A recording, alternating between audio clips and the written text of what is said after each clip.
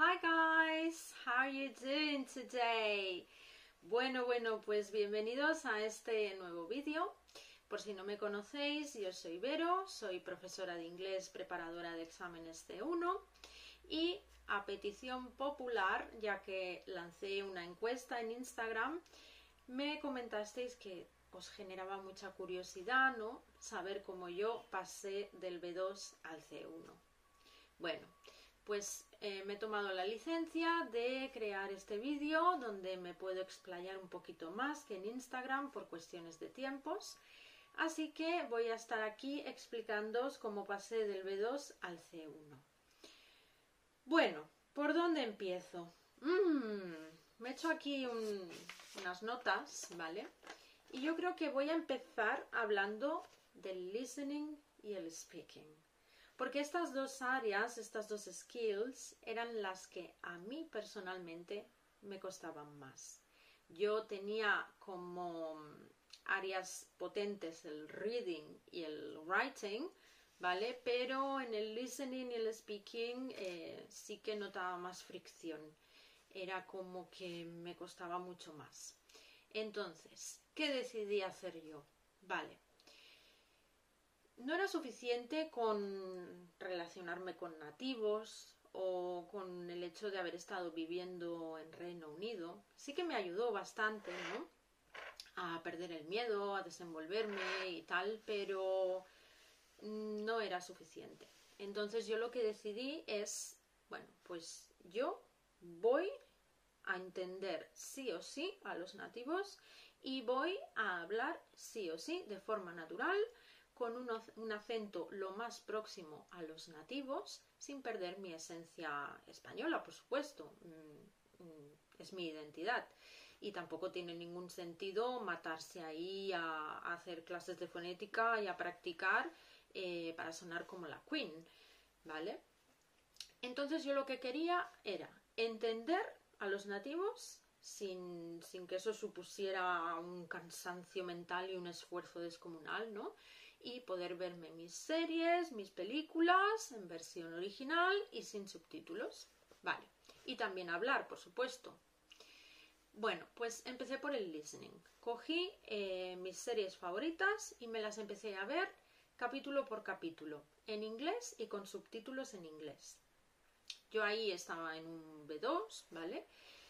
Y lo que hice fue no solo sentarme ahí a verlas de forma pasiva, ¿no? Muchas veces sí, porque estaba cansada, ¿no? Pero si tenía más energía, la mayoría de las veces tenía mi libreta. Yo me sentaba aquí en este mismo escritorio que veis y con mi libreta, que era la libreta, mi cuaderno del inglés, empezaba a ver capítulos. A veces me los dividía en partes, ¿no? Porque si un capítulo dura una hora, pues a lo mejor se hace un poquito pesado o no tenía tiempo, ¿no? Y me iba viendo con subtítulos, ¿no? Y cada vez que encontraba una palabra, una estructura gramatical, alguna expresión, algo que no entendiera, yo me lo apuntaba en mi libreta.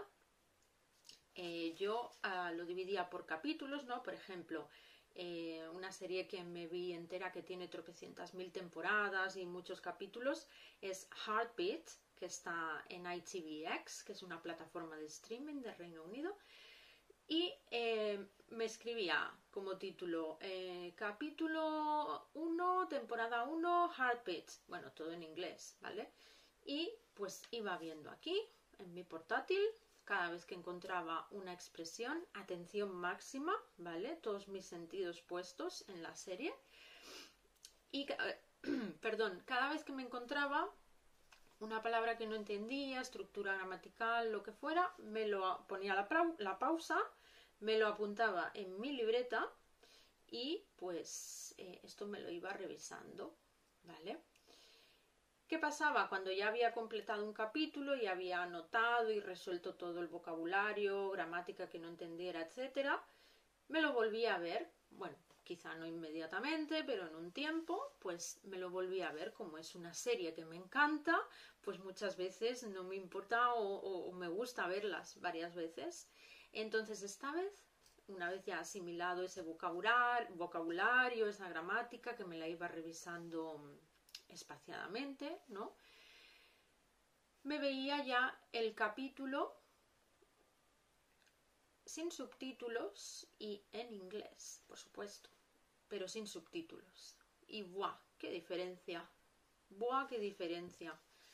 Había mucha diferencia. Vamos, que lo entendía prácticamente todo ya. Sí que a lo mejor me costaban un poquito más algunos sonidos, ese ritmo que tienen al hablar, ¿no? Esas entonaciones. Pero esto lo solucioné por otro lado con el speaking. Vale, con el speaking, ¿qué hice yo? Grabarme mucho. Grabarme leyendo en voz alta, ¿vale? Y ser muy crítica, ¿no? Conmigo misma, en el buen sentido, sin machacarme, por supuesto. Aquí los errores se tienen que entender como oportunidades de aprendizaje. Entonces yo me grababa, me escuchaba y detectaba palabras que no pronunciaba del todo bien, detectaba errores gramaticales, en fin, cositas, y me las iba apuntando. Buscaba cómo solucionarlas en diccionarios y las reescribía. Y una vez reescrito todo, lo volvía a decir y me volvía a grabar y salía muchísimo mejor. Y así, repetidamente. También me apunté a una comunidad online para hablar con gente del mundo, de todo el mundo, ¿no? En inglés, que esto también me ayudó bastante. ¿Qué más? Sí. Me hice súper fan de un canal de YouTube especializado en pronunciación. Esta chica, la dueña del canal, es inglesa. Si queréis os paso el contacto por privado si os interesa, pero seguro que muchos la conocéis. Y esta chica hacía vídeos de pronunciación, de hecho lo sigue haciendo. Y buah, yo me los vi todos. Pero no solo me los veía de forma pasiva, sino que yo hacía shadowing. Yo repetía todo lo que ella enseñaba en los vídeos, lo ponía en práctica, incluso con un espejito, miraba a ver si la lengua estaba bien colocada respecto a los dientes, ¿no? Porque para pronunciar sonidos en el proceso del aparato, en el aparato fonador hay varias variables, ¿no? Varios órganos que intervienen, es la lengua, los dientes, los labios, el paladar, ¿no? Al principio practicaba mucho sonidos aislados, consonantes, vocales, ¿vale? Luego los fui integrando en palabras. Yo me escuchaba mucho en los diccionarios online, todos tienen para escuchar, ¿no? Cómo se pronuncia la palabra que buscas. Repetía, volvía a darle, repetía y todo esto me lo grababa hasta que yo me escuchaba las grabaciones y ya veía que me salía bien. Vale, lo que yo estoy diciendo con la pronunciación correcta cada vez se parece más. Y esto también lo aplicaba al speaking espontáneo también, ¿no? Hablando con gente de todo el mundo en inglés, con nativos. Yo recuerdo que con mi pareja inglesa de aquella época, cada vez que hacíamos una videollamada, al principio sobre todo, y esto no me avergüenza admitirlo, yo me hacía un listado de formas de saludar para no decir siempre lo típico de hello, how are you, no, diferentes formas de decir hello, how are you, y me las buscaba en Google y me hacía listas y cada vez que hablábamos intentaba utilizar una diferente, las que más me gustaban o con las que más cómoda me sentía, y así pues acabé teniendo un repertorio increíble. Claro, es que no solo basta con hacerte listas y memorizarlas, tienes que usarlas en las situaciones que se te presenten, ¿no? Vale, ahora paso al reading y al writing, ¿vale? Estos eran mis dos puntos más fuertes, ¿no? En el B2, pero aún así necesitaba reforzarlos un poquito, ¿no? Entonces, en cuanto al reading, sí que es verdad que yo soy una lectora empedernida, entonces empecé a leer todo en inglés. O sea, descarté por completo leer libros en español durante una buena temporada. Y empecé a leer todo lo que caía en mis manos en inglés. Ficción, no ficción, también leía noticias, yo me cogía The Guardian y varios newspapers de Reino Unido y y no solo me leía las noticias y ya está, sino que muchas veces me imprimía una noticia y me la analizaba literalmente, la estructura del texto, cómo se organizaba en párrafos, las estructuras gramaticales, qué conectores usaban, yo me subrayaba, me buscaba en los diccionarios todo, me lo anotaba, a mí me encanta anotar, hacer anotaciones.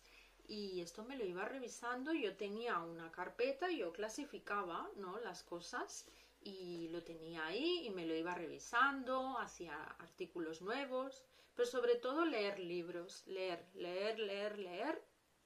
mucho y solo en inglés.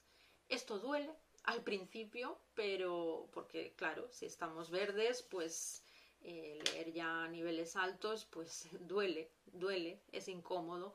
Pero donde duele y es incómodo, ahí es donde tienes que machacar.